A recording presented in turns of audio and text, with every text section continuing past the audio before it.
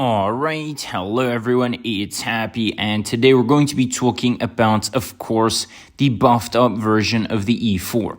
Now, as you all know, the E4 got a pretty big buff in one of the last updates, and this allowed the E4 to actually become a very strong tank.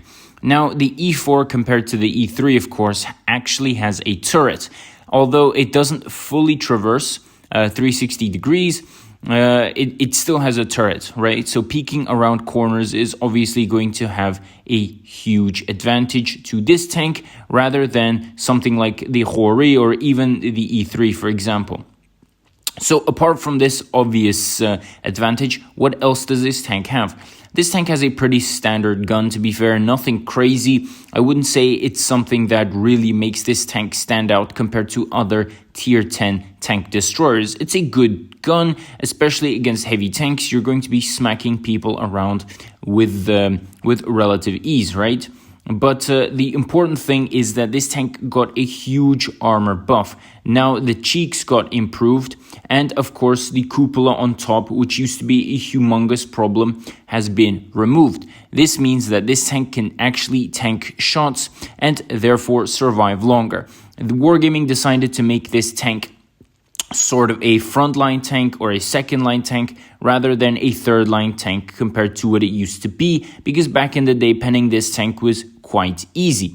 Now you actually need to try, and you need to try pretty damn hard, especially if you're a medium or a light tank. So that is going to be a huge bonus that this tank received compared to how it used to be. Now, when you compare this tank to other tanks in its tier, especially TDs, you can actually see that the armor does play a good role. It has a lot more armor compared to tanks in its tier, as I just said. Again, all of this allows this tank to survive longer and therefore do a lot more damage and increase this tank's ability to win games.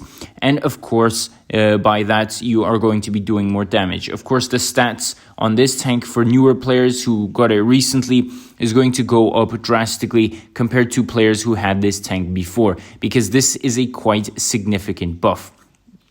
Overall, I feel like the E4 is quite a strong tank now, and everyone who liked it before are going to like it even more now because it just got better and better over time.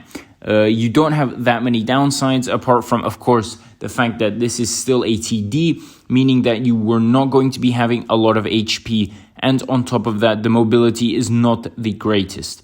This is not something like a Foch or, even a Hori. This is quite a slower tank. It's going to be a little bit sluggish, and you really are going to feel that in the game. But apart from that, this tank is perfectly suitable for front lines, as in the first line, to actually go out there and brawl with other heavies whenever you want to, because it's doable for this tank.